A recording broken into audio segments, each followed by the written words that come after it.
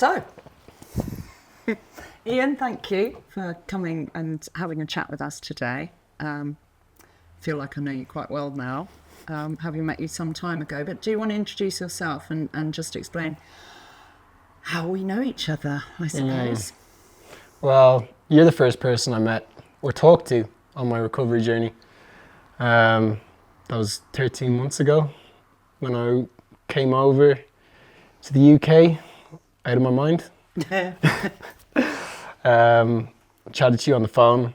You were the first person that I was fully honest with about my using. I thought you were going to judge me, and you just went, "Yep, sounds about right." Yeah. Yeah, and that was for me kind of a relief, being able to talk to somebody that just understood me, because it just seemed like nobody else understood me when I was trying to explain, like, oh, I just can't understand what's going on in my head. And I just needed help, and I didn't really know. I had the gift of desperation, and I think that was the best thing that I had, although I didn't know it at the time.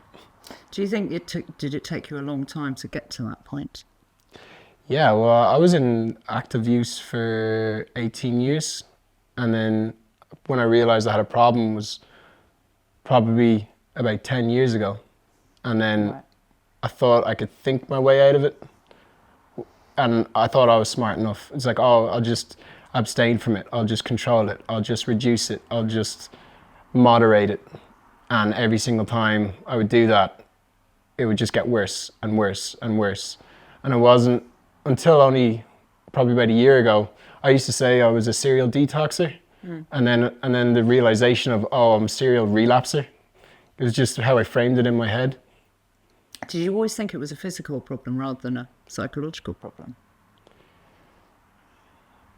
Mixed. I remember always thinking that if I could just kick the habit, the physical habit, I'd be fine. And it was never the case. Well, I always had my calendar, because I was really obsessed with my calendar, and I was obsessed about time management, and I wanted to be as efficient as possible. So I figured that if I had everything in my calendar in a particular way, it would reduce the amount of time that I had for debauchery. Yeah. And if I had my whole week planned out, I could carve out time where I was allowed to be loose. And that seemed to work for a while. I mean, the term is like a weekend warrior. And that just got more and more intense. And then the Saturdays and the Sundays became one day. And then the Fridays kind of started a little bit earlier. And then the Mondays would be, oh, I'm sick. And then the Tuesdays were like, I'm still sick. And then it just became, I'm getting fired from jobs. And then it was just, oh, well, what's the point in having a calendar? Yeah.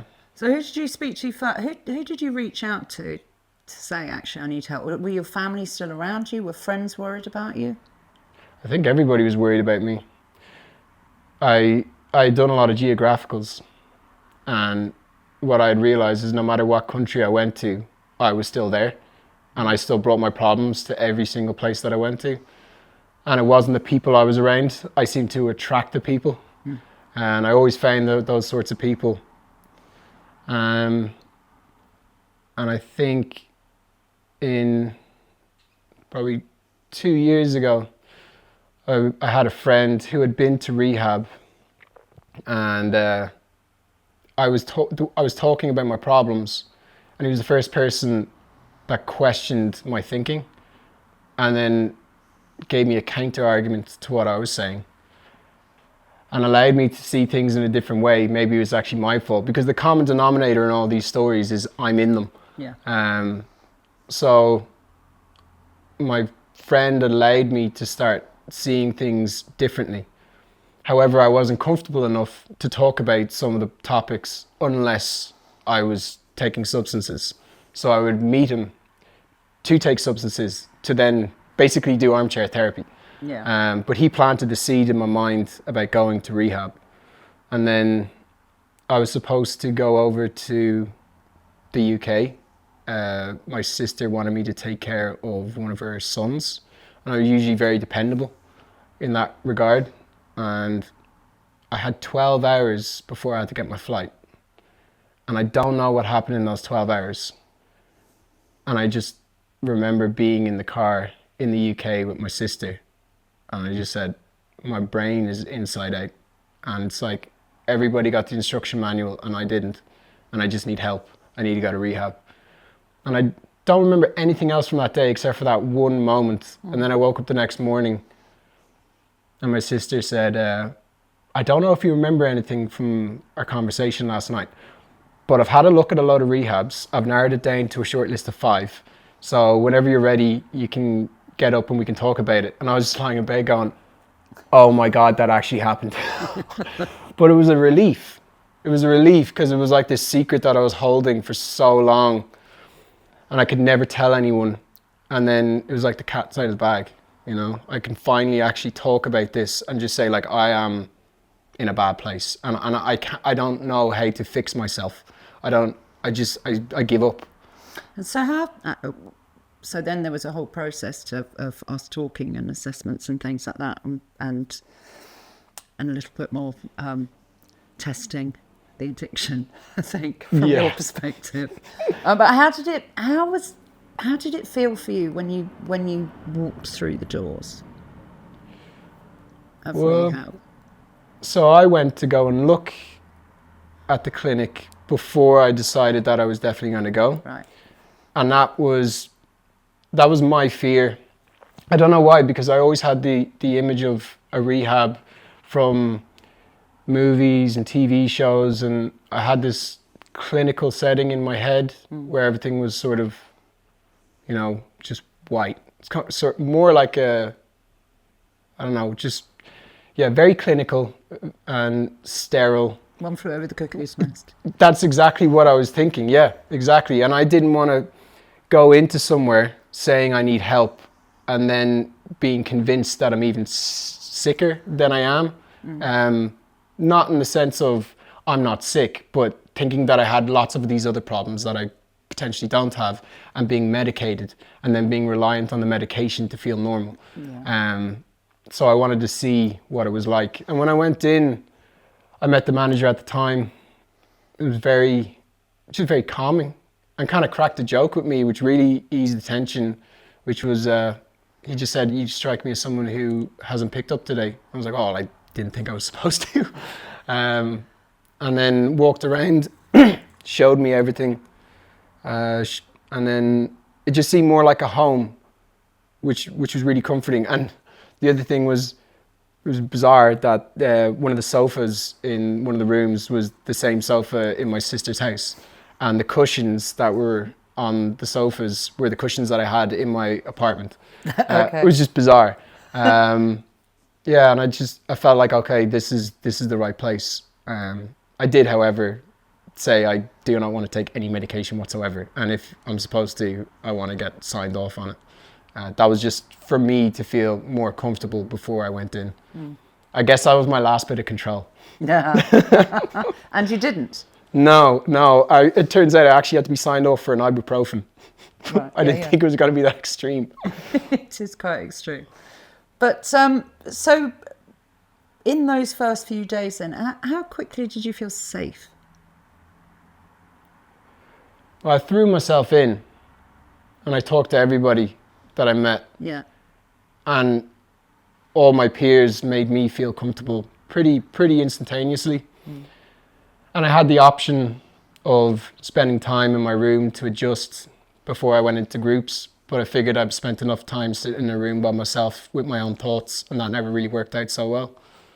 So I went straight into groups and threw myself into it. And that was one of the best things I did, because I just kind of hit the ground running. And I'd done a week detox before I came in, because I didn't want to waste the time when I was in there, basically wasting a week detoxing. And that was another thing I did that I'm quite glad. It worked in my favor. Was that at your family's house? Yeah. Yeah. So you felt?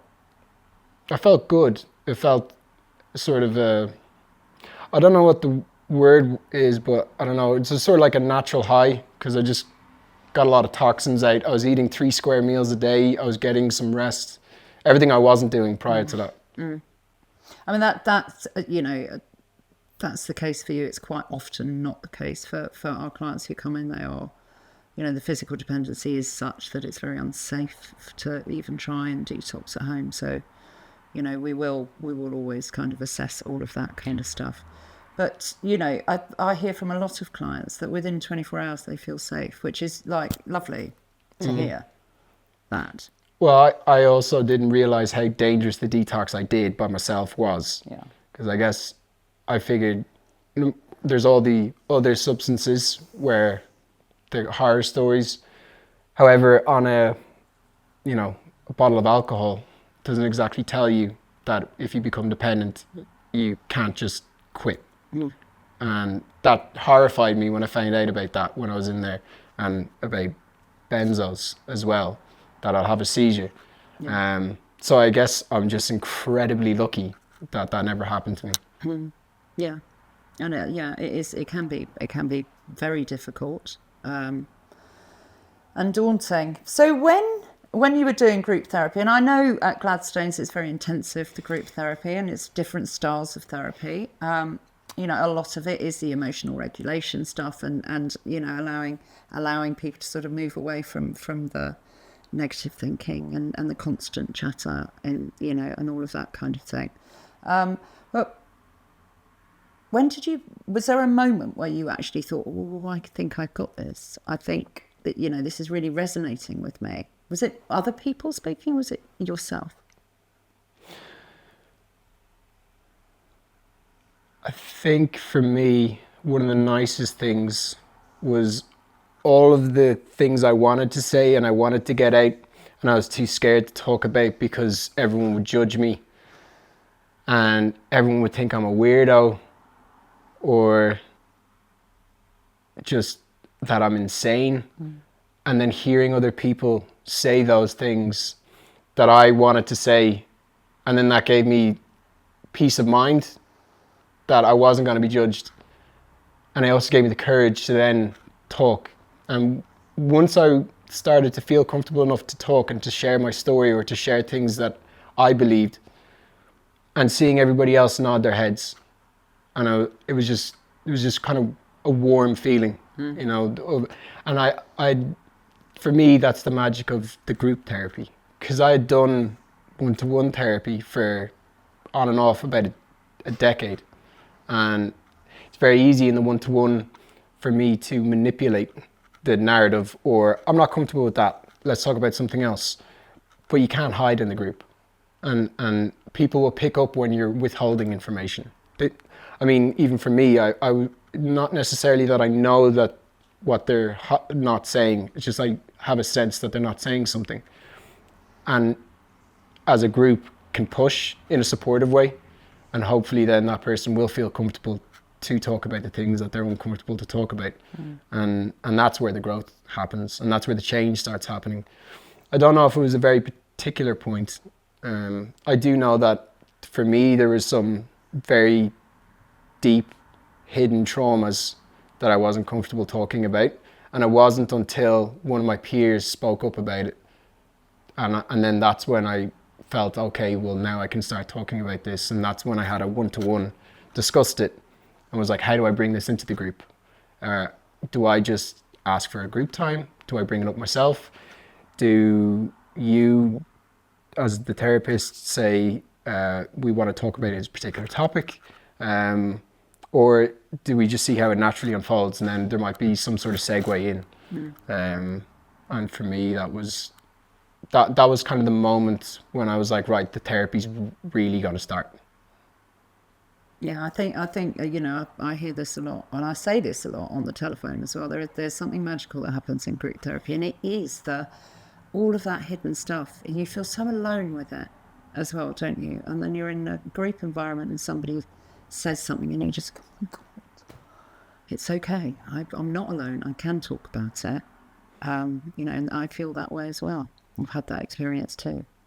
So it is a magical process. I think, and I speak to a lot of people who are worried. I'm not good in groups of people. I get that a lot. Yeah. And I'm not sure that any of us, once we've isolated ourselves in addiction, are particularly comfortable unless, we're under the influence of something. That's one of the reasons why people pick up in the first place, I think. It's that, oh, suddenly I feel like, I'm a bit of a rock star kind of thing. Unfortunately, it goes full circle and you end up a roadie, but, no offense to roadies. Well, that's actually, I think, the common theme that I noticed amongst everyone I've met who suffers with addiction is the not fitting in to anywhere. And it was the first time that I ever felt like I actually fit in, because I always thought I was crazy, I was insane, I was a weirdo, and then sitting around in a group of people and realizing, oh, these are my weirdos, like Yeah. they're all just like me. Yeah. And that in itself is comforting, just to know that I sort of found my tribe. And the being alone, like I could be in a room full of people and be the loneliest person in the world. And as I say, the opposite of addiction is connection. And everyone seems to have the same stories where it was fun for a while, it was very social, and then ultimately it ends up with isolation, being alone, and feeling like no one understands you. Did you find connection then for the first time really in treatment? Yes, being able to talk about real conversations. Yeah. It's not the superficial chit chat. It was being able to talk about real topics, and then also just outside of the whole therapy side of things, just finding people with common interests. And it seemed like a lot of the interests that I had, everybody else also shared. But it's the real conversations. And I think that that's what I lacked in my life in general, because everybody I would talk to, it was very superficial. And no one really wanted to talk about real things, it seemed like to me. So I got bored of people very easily. And it was the first time when I could have proper... and even now, the people that I have in my social circle, we talk about real things all the time, all day, every day. And it is a bit crazy because we'll talk about something extremely deep and meaningful and profound. And then in the middle of that conversation, just our attention goes somewhere else, talk about something completely random, and then go back to the very deep, meaningful conversation. So do you feel more comfortable in yourself? Yes. It's the first time in my life I've ever felt comfortable in my own skin, probably since childhood. And it's the learning about myself and trying to understand who I am and being authentic. I think that's the ultimate goal for this journey for me, is to be authentic to myself, and trying to understand what it is on the kind of what's going on the subconscious layer, rather than the mask that I was wearing for different people in different situations throughout my life. I still wear masks because they protect me in certain scenarios, but knowing myself, and then by knowing myself, I know what I like and what I don't like, and then I can hopefully find out what I want. And that's actually given me a life, because now I can figure out what I want with my life, whereas before I was just existing. Yeah, same. No, I never had any clue about what I wanted ever. Knew what I didn't want when it happened, usually. But yeah, that is like, the key, isn't it? To actually know yourself well enough to be authentic, to be boundaried as well. Did you learn much about your own boundaries? Yes, that was a bit of an eye-opener. I mean, there was some very low-hanging fruit when I first came in. The first one was my obsessive compulsive cleaning. Right. Which I quickly learned was me avoiding my feelings. I feel uncomfortable, so I'm just going to clean, so I'll distract myself.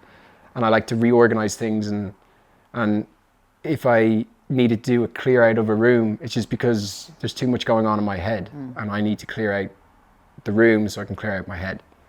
And then the other one was the people pleasing. It's a big one. And I always thought it was a nice trait. It's just not good for us, though, No. is it?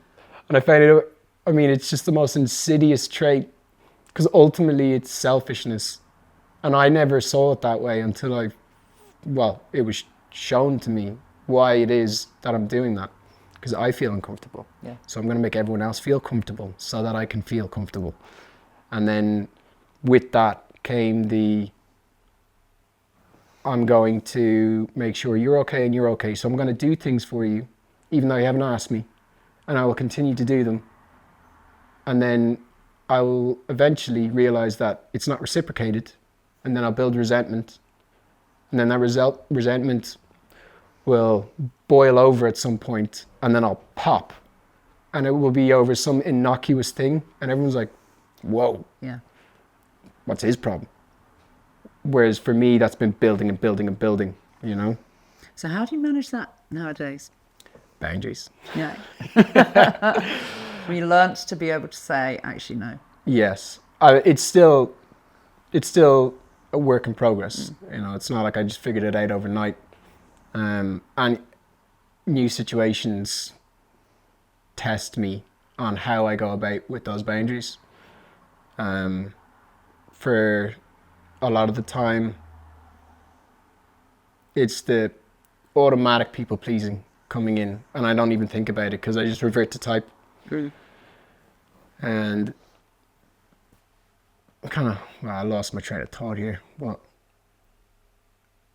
I think with the so from my perspective, the people pleaser, very much like you, was, you know, I needed to settle everything down, and that made me feel more comfortable, very anxious, I think, in growing up and all the rest of it. But the actual, I don't know, the learning of the boundaries, the learning to be able to say no, I'm still really uncomfortable with. I think, you know, yeah. It's a difficult one, isn't it? Because it is selfish. It is all about me rather than haven't I been kind? And the resentment that you spoke about as well, that will, you know, why aren't you doing it back for me? You know, it's the round and round in a circle. I learned, one thing I did learn is that no is a full sentence. Yeah. And I didn't understand it when I first heard it until it was described to me as, if somebody asked me, do I want to go to the park? And I say yes. I don't need to explain why I want to go to the park. But I was always, if I said no, explaining why I was saying no. But I don't need to explain it. It's just no is a full sentence. Yeah. And it was having the assertiveness to state my needs, which keeps me protected, keeps me boundaried. And that's healthy. It's a healthy selfishness. And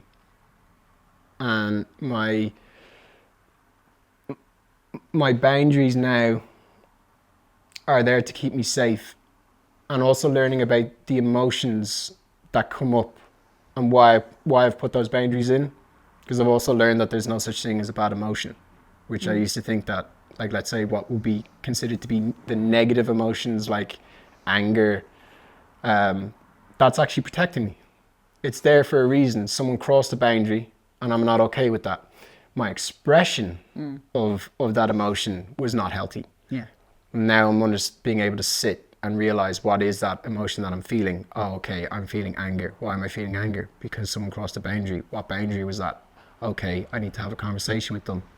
And it's far more mature approach. It is ultimately like my emotional maturity has started to develop, considering I kind of started picking up when I was in my teens.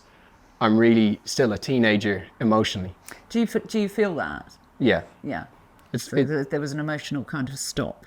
So it's like in maturity terms. Like I missed puberty. Yeah. You know, and or I just kind of missed that whole phase, or it was just a arrested puberty for so long. Yeah. And now I've come back into continuing on where I left off. And do you think that rehab is fundamentally about learning how to manage your emotions? Yes. Appropriately, because, you know, I remember a therapist saying to me, you know, anger, often if you're unable to express anger, then it can turn inwards and it will become depression. You know, you will end up feeling really low. But I think at the end of the day, it's a well, especially the program I went through it was all about understanding your emotions, because before I thought that my addiction was a physical problem, and now I understand it as an emotional problem. And I thought that the substance was the problem, but it was the solution to a problem. It was fixing my feelings. It inevitably became a problem in and of itself. Yeah. But at the root of it all, at the core, it is emotions. And it was a complete misunderstanding of what I'm feeling. Also not being able to identify emotions. Yeah.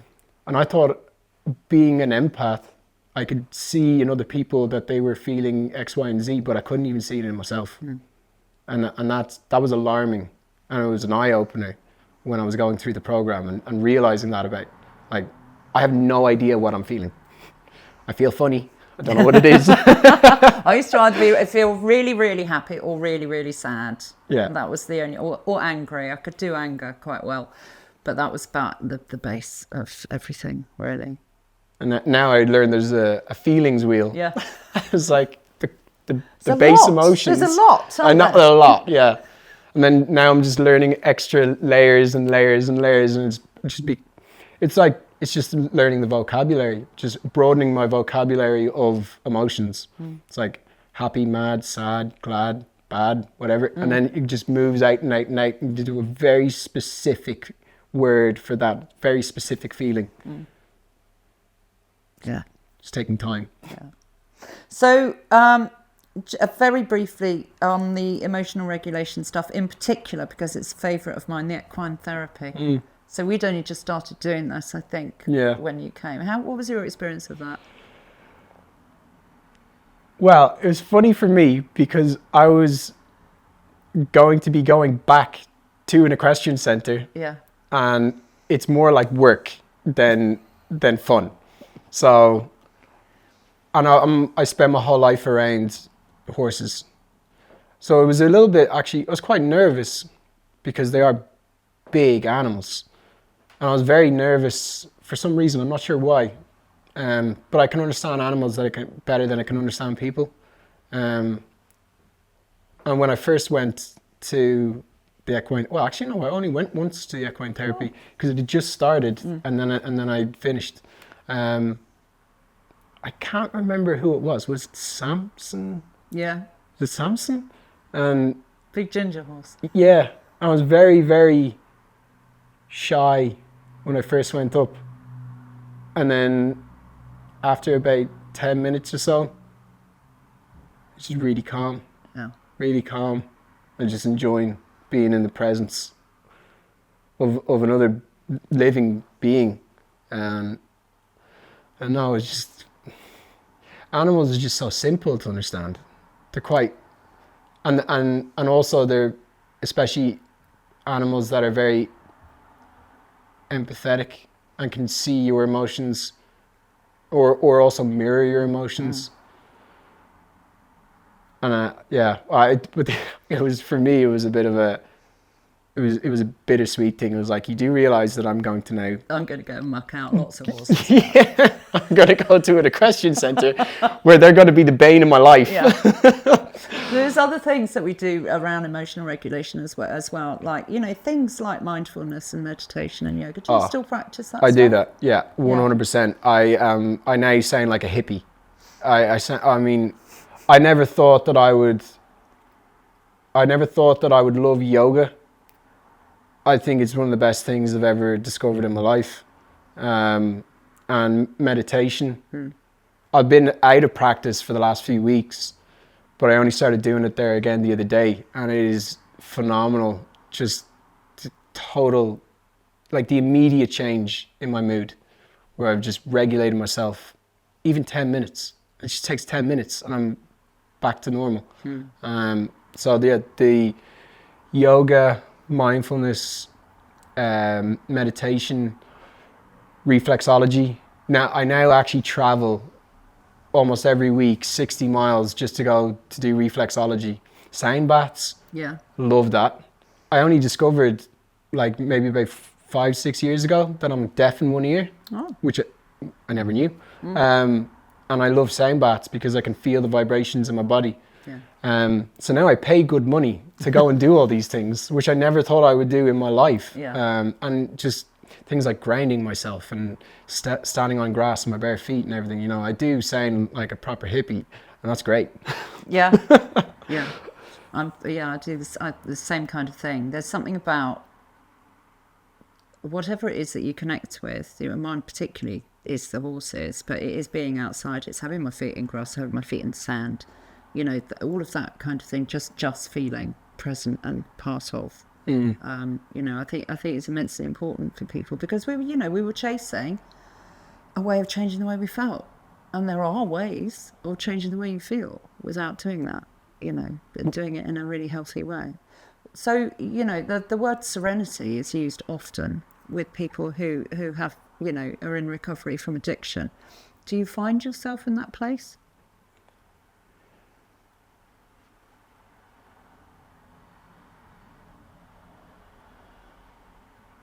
I don't know about the word serenity, but content. For me, I feel content with who I am, where I am, what I am, how I am. And that for me is a life, because I never felt like that prior to going through treatment. And that in and of itself is worth everything. Yeah. It's a peace of mind knowing that whatever happens, I'll be able to deal with it now. I don't have this obligation to just go and fix myself with all these other things. And also, it's not necessarily just like a substance, it's a behavior and an attitude.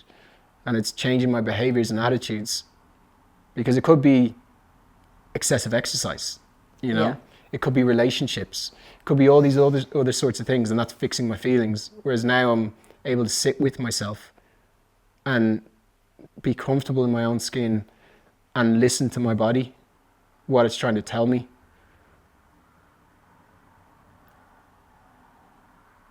And there was another thing I was going to say there. I can't remember what it is. Doesn't matter. Sounds priceless to me. Like, Yeah. it really does. And you know that I, you know, from my perspective, I was in my using days, I was either on the ceiling or on the floor, you know, and I had to be one or the other. I didn't know that there was a comfortable place, you know, just that was natural and knew what I was able to appreciate and manage.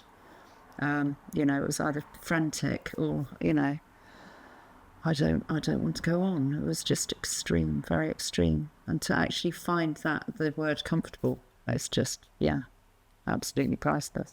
So if, a couple more things. I just wondered how your relationship is with your family now. It's definitely different. Boundaries. Yeah. I mean, I said to them, actually, it was on the family day, and I just said to them, like, be under no illusions that I'm fixed, and it will take time for me to come back into the fold. The difference is now they hear me if I'm saying that I'm having a bad time, or I'm struggling, or I need space, and it's not because I'm trying to isolate myself from them, it's because I'm trying to keep myself safe. And I'm still working on that, because families are tricky. They're very tricky. But I think also my family understand now. I think it gives them the understanding of what was going on with me, and that I wasn't just being an idiot, that I was really going through something, but I was misinformed on how to help myself with my problems. And also, I don't think someone who is not an addict doesn't understand the behavior of an addict, but other addicts do. And for my family, having the family day and understanding addiction, the presentation that's done, and I feel more than anything, being able to have their say, get the things off their chest. As far as I can recall, all the word that all my family used for the family day was cathartic. So it was a big day for them. to finally say the things that they never felt comfortable to say, especially in active addiction, because if they said the wrong thing, they were walking on eggshells, and they were worried that I was just going to go and then just disappear and never see me again, which was a very big possibility. Yeah. I mean, very difficult for families, and there's two ways, really. One is don't poke the bear, walk on eggshells. You don't want to make it worse, kind of thing. And the other thing is to come down really hard on. And neither of them work. But then, you know, for the majority of families who are concerned about a loved one in addiction, perhaps they don't have that at themselves. And so they won't understand, and nor should they understand. It's something that, you know, an addict needs the help, absolutely needs to reach out for that help, and the families will be there, you know, to support in whichever way they are able to. But the actual help, you know, has to come from the person themselves, actually wanting to get better, and having the right, you know, the right help around to be able to do that. What would you say to somebody who was in a similar situation to where you were, about actually taking this step and doing it, you know, actually getting help? Because as you said, you know, it's, you know, we try everything, don't we? We try everything to avoid even saying I need help. You know, your calendar, for example. You know, what you know, bearing in mind that was probably a long old time, 10 years or so coming. What would you say to somebody if they were listening to this? Stop thinking with your head and start feeling. Because I tried to fix an emotional problem with a logical mind, and it doesn't work like that. And I was so detached from here, and I was just using this. I was like, I just think my way out of it. Sitting with feelings and realizing that I'm incredibly uncomfortable in here, and I don't know what's going on in here, which is ultimately messing up here. If you think you have a problem, you probably have a problem. You most likely do have a problem. What I didn't do, which probably I would have benefited from, was reaching out to the communities that are available 24/7, 365 all around the world. You can go to Zoom meetings, go to AACA, NA, whatever it is, Smart Dharma, and it may give you a comfort in knowing that you're not alone. That would probably be the first start. If I was to do it again, it would have saved me maybe a lot of time and pain. And then feel, I don't know,